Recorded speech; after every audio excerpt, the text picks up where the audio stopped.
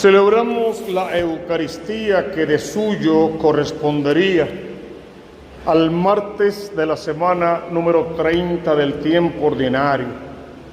Pero hoy la Iglesia quiere clausurar este mes del Santísimo Rosario, todo él dedicado a la oración poderosa, a fin de que podamos conquistar el corazón inmaculado de María Santísima, que ella nos tome de la mano porque ella no es Dios y nos lleve allí ante su Hijo, quien es Hijo de Dios y Dios mismo, y de esa manera entremos todos en camino de sanación, de salvación, de liberación, y podamos trabajar juntos para hacer de este mundo un mundo santo. Vamos a fijarnos primero en el Evangelio que hemos leído hoy. Fue tomado según San Lucas y habla de esta manera. En aquel tiempo, los tiempos de la Encarnación, el ángel Gabriel fue enviado por Dios. Dios es Dios, eso no tiene otra medida, es el único y verdadero Dios, Dios Padre Creador, Dios Hijo Redentor, Dios Espíritu Santo Santificador, Unificador, Vivificador. Pues ese Dios Todopoderoso envió a su ángel. Todos sabemos que la palabra ángel significa mensajero. Dios envía a su mensajero, como hoy y ahora en este siglo nuevo, tú eres el mensajero de Dios para ti mismo, para tu familia, para el área en el que trabajas y cualquier lugar en el que te mueves. Dios te envía a diario para llevar la buena noticia. Lo interesante es que el nombre de aquel mensajero, de aquel ángel, era Gabriel. Y la palabra Gabriel, entre otras cosas, va a significar fuerza de Dios. Cuando Dios envía a su mensajero, lo hace con todo su poder, con toda su fuerza. Y el mensajero no va a esbozar su opinión personal, aunque la tenga. Él siempre va a hablar de lo que es palabra de Dios, mensaje directo del Dios que sana, salva y libera. Mandó a su mensajero con su poder a una ciudad de Galilea llamada Nazaret. Sabemos también que la palabra Galilea significa tierra de paganos. Y es una advertencia, Dios nos envía allí donde hay gente que no cree o que no quiere creer, o que si creen, creen mal en un falso evangelio, en un evangelio acomodaticio. Sin embargo, la ciudad se llamaba Nazaret. Y la palabra Nazaret, entre otras cosas, va a significar flor o que florece. Por ende, Dios te envía a ti como mensajero con su fuerza y poder a tu casa, a tu familia, a tu trabajo. Porque aunque allí hay mucha gente que no cree, y tú y yo a veces nos contamos entre los que creen poco, podemos convertirnos, podemos empezar a creer, podemos florecer en el nombre del Señor para dar frutos abundantes. Y no olvides el texto que dice, por sus frutos se conocerán. Es interesante que esa doncella estaba casada con un muchacho que se llamaba José. Y la palabra José en su raíz, ¿qué va a significar? Va a significar el que añade. Porque José justamente está puesto ahí para añadirle al niño protección, amor, comprensión, vida si quieres, lo salvó de la muerte ante Herodes. Pero también apellido, linaje davídico y otras tantas cosas más. José le va a añadir al niño una familia humana, porque aunque es Dios, quiso nacer de un vientre materno virginal humano, y José añade lo que pueda faltar a esa familia. Y el nombre de esa doncella era María, que va a tener una doble raíz. Por una parte, la raíz Mará puede significar amargura, pero también significa mujer fuerte, lo que significa que Dios envía a su ángel con todo su poder, donde gente que no pueden creer, pero que se pueden convertir, para que añadamos a los demás a la alternativa de la salvación.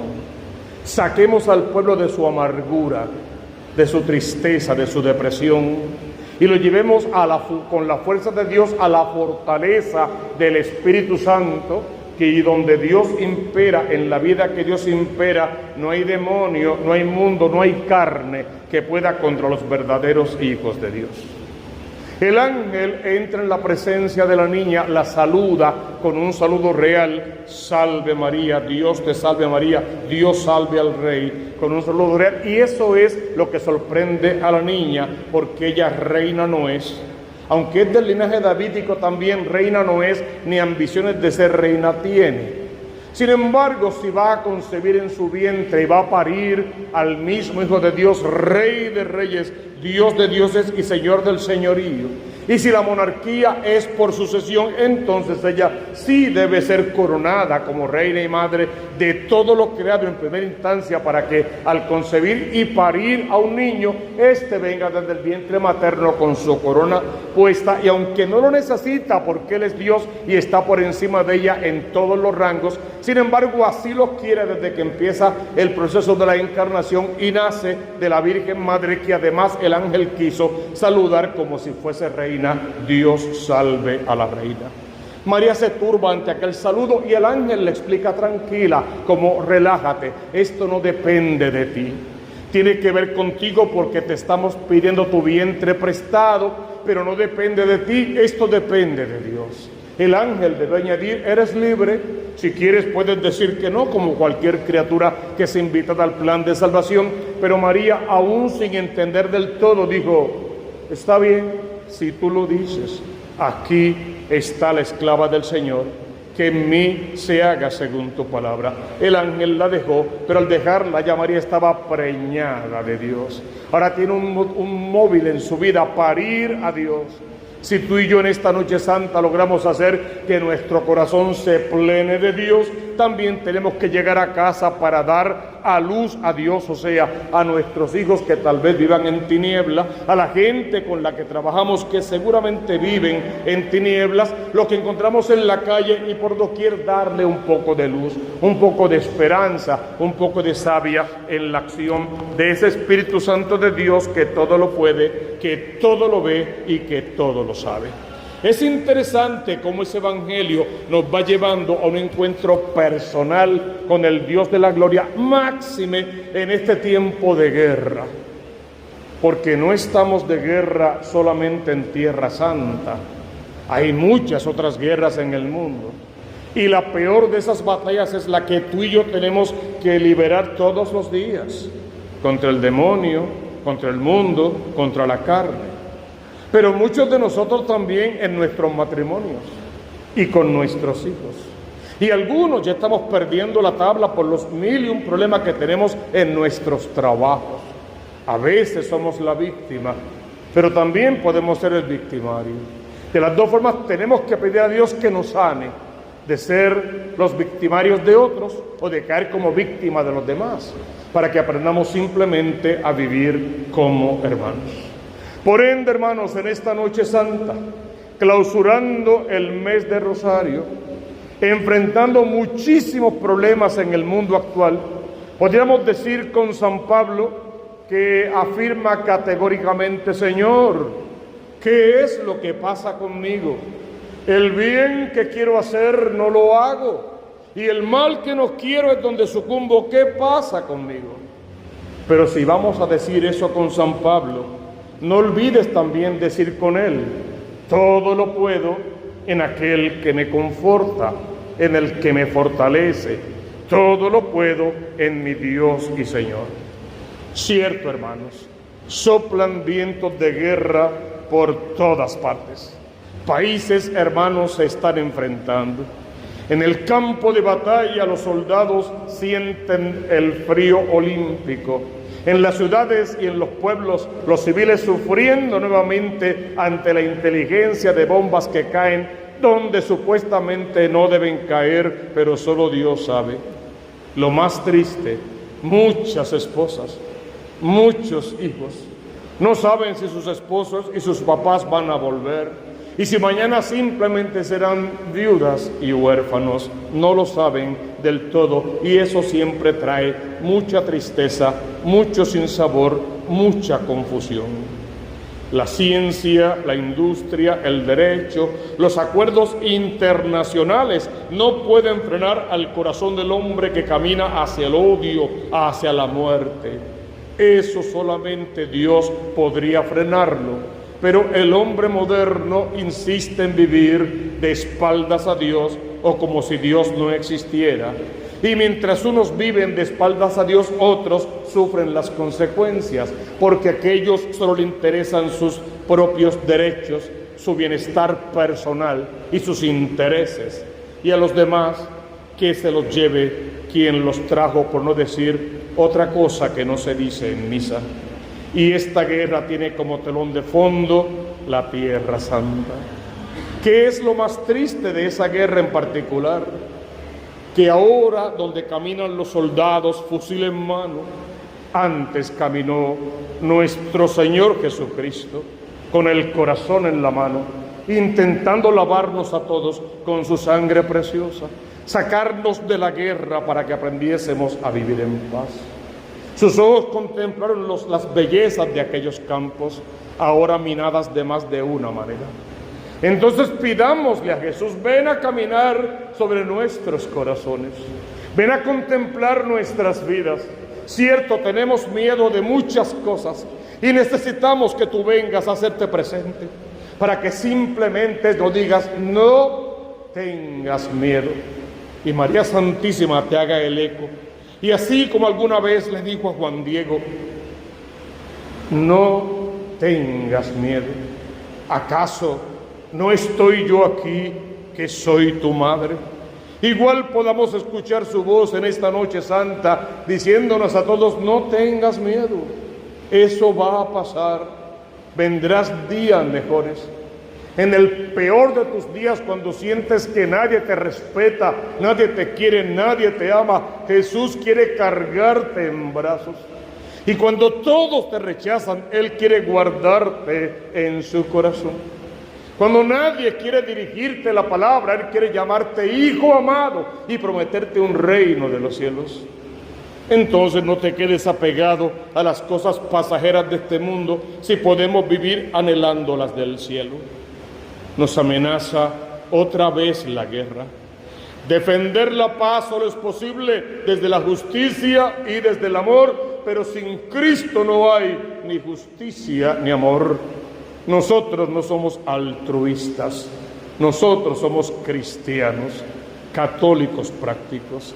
Y el fin último no es hacerle un favor al otro, el fin último es atraerlo con lazos de amor a la presencia de Cristo, que su corazón aprenda a palpitar con el corazón del Cristo de la gloria, para que su alma no se quede varada en los pecados de este mundo, sino que sepa que le pertenece a Cristo y que en Cristo tiene una promesa de vida eterna.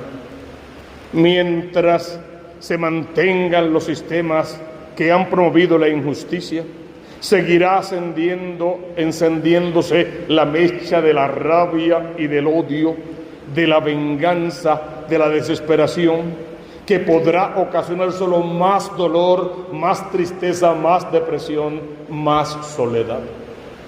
Mientras sigamos matando a los niños en el vientre materno, donde más seguros deberían de estar, y matando a los ancianos que ya no producen o que no sirven o que no dan más, faltándole totalmente al respeto a la vida y al trabajo de aquellos que si hoy tenemos una ciudad es porque ellos la construyeron. Pero esas ni siquiera son las peores de las guerras, aunque son muy tristes. Las que lastiman más son las guerras que se esconden en nuestros corazones.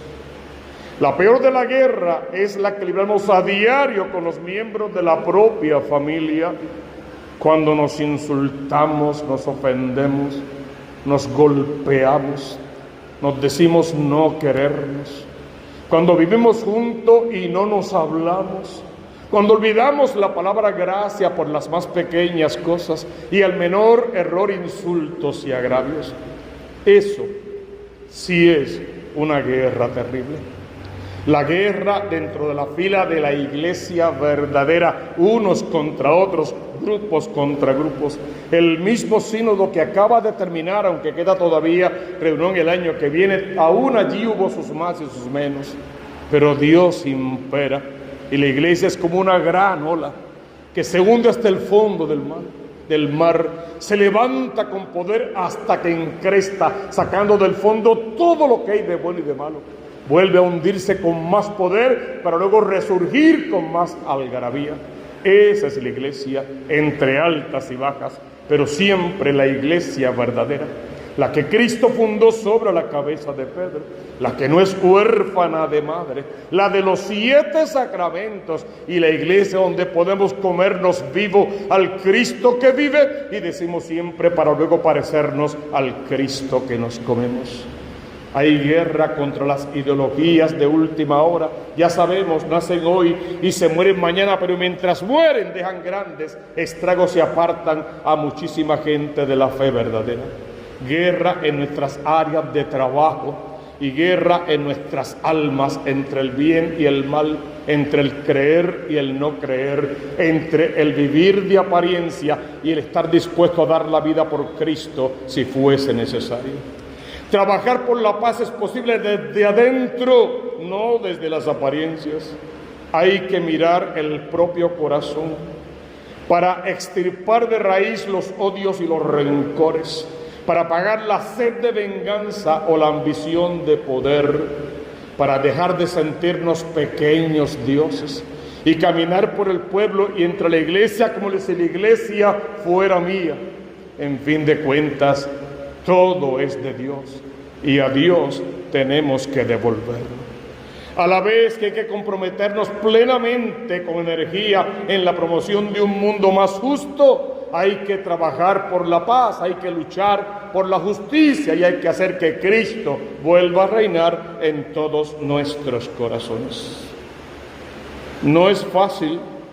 Hay culturas que han sembrado durante siglos el espíritu del odio y la sed de la conquista. Pero también ha habido y hay miles y millones de hombres y de mujeres que no dejan de pedir, de gritar, de suplicar paz. Paz en todos los rincones de este mundo, sobre todo paz en nuestros corazones. Y Dios da las alternativas para que eso sea así. Y la iglesia verdadera lo patentiza y lo hace posible dándonos las herramientas que necesitamos para aprender a vivir en paz. Primero, la oración como estandarte y arma letal contra el enemigo del alma. Oración, orar a tiempo y destiempo, alabar, bendecir, glorificar al Dios que vive, danzar para Él con brazos en cruz como David, si quieres, desnudo ante el arca, reconociendo el poder de Dios en todo tiempo y momento, sin sentir ninguna vergüenza, donde quiera que estemos, levantar la voz para decir gloria al Dios que vive, su nombre sea bendito por los siglos, santo, poderoso eres, mi Rey, mi Señor, no hay otro Dios fuera de ti, solo a ti queremos rendir tributo de alabanza y de adoración, porque solo tú tienes palabra de vida eterna. Que no sientas temor de alabar y bendecir al Dios que vive, porque solo en Él se encuentra nuestra salvación. Segundo, la vida sacramental bien vivida, confesión y Eucaristía de esa iglesia verdadera que es el camino de la salvación. El sacramento de la confesión como bálsamo de misericordia y garantía de reconciliación. La Eucaristía como fuente de salvación y alimento para el alma, donde al comernos al Dios en el que creemos, nos parecemos al Dios que nos comemos. La comunidad cristiana, la iglesia verdadera, como lugar seguro y hogar que descansa en la espera del cumplimiento de todas las promesas y de todas las profecías. El santo sacramento del matrimonio, como hoguera que arde en el fuego del Espíritu Santo de Dios, recordando, hermano, Dios te ama tanto que te puso en un gran letargo, te arrancó una costilla, de la costilla hizo una mujer y te la entregó. dijiste al unísono: esta es carne de mi carne, hueso de mi hueso, y le llamaste varona, porque del varón había nacido. ¡Qué imagen tan hermosa! Si pudieras ver lo que dice ahí de verdad, hermano, Dios no te sacó esa mujer del tobillo, o del talón, o del dedo gordo del pie. No es para ser maltratada, pateada, abusada, despreciada. No es una sirvienta o una mucama, no es una chacha. No es nada de eso. Dios no te la sacó del pie para que no la irrespetes, para que no la trates como una cosa, una propiedad. Digo, tampoco te la sacó de la cabeza para que no se te trepe encima, cada cosa va en su lugar. Te la sacó del costado, del lugar que más cerca está del corazón, para que la tomes de la mano y con dignidad la lleves por el mundo de igual a igual, para que la protejas contra toda adversidad, no para que sea su verdugo, sino su defensor siempre, si es que necesitara un defensor, porque ella bien podría defenderse sola. Te la sacó del lugar que está más cerca del corazón para que la ames, la respetes y la hagas inmensamente feliz. Tú te casaste en la iglesia verdadera, la recibiste frente al altar de Dios y te toca llevarla todos los domingos frente al altar de Dios para juntos celebrar la Eucaristía y volver a repetir aquella promesa matrimonial frente a tus hijos. Yo te quiero a ti como esposo, como esposa, yo me entrego a ti, yo prometo serte fiel en las alegrías, en las penas, en la salud, en la enfermedad, en la riqueza y en la pobreza, y hasta que la muerte nos separe. Ojalá que cada Eucaristía sea un comenzar otra vez un matrimonio nuevo y santo para tener una familia nueva y santa. La familia como iglesia doméstica que se une en oración para alabar y bendecir, adorar y glorificar al Creador. El sacrificio, el ayuno y la caridad como forma de penitencia que incentiva el alma y la conduce siempre por el camino de la santidad. Cada hermano en su papel de buen samaritano, de cirineo, que ayude al otro con la cruz a cuesta, camino del calvario de su propia vida y siempre hacia la resurrección. Y el compromiso de todos de alcanzar la paz, luchando por la justicia con las herramientas de la fe. Hermano, estamos clausurando el mes del Santo Rosario. Nos sostenemos en que Cristo nos ama de manera particular y nos da las herramientas que necesitamos para poder salvarnos. Aprendamos a sostener en la mano el Santo Rosario y a pasar cuenta con cuenta. La historia demuestra que el Santo Rosario ha ganado grandes guerras y grandes batallas materiales y espirituales. La herramienta de los vencedores de la Virgen María, y ella le entregó a la iglesia verdadera.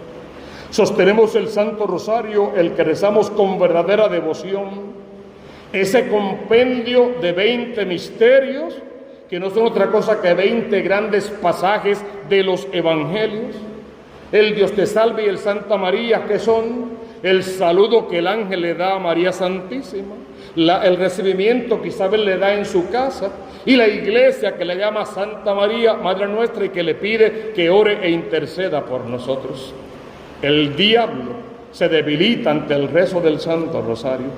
Los ángeles vienen a nuestro auxilio cuando rezamos con verdadera devoción, y la Madre del Cielo nos presenta ante su Hijo Jesús y nos recuerda que somos propiedad exclusiva de Cristo.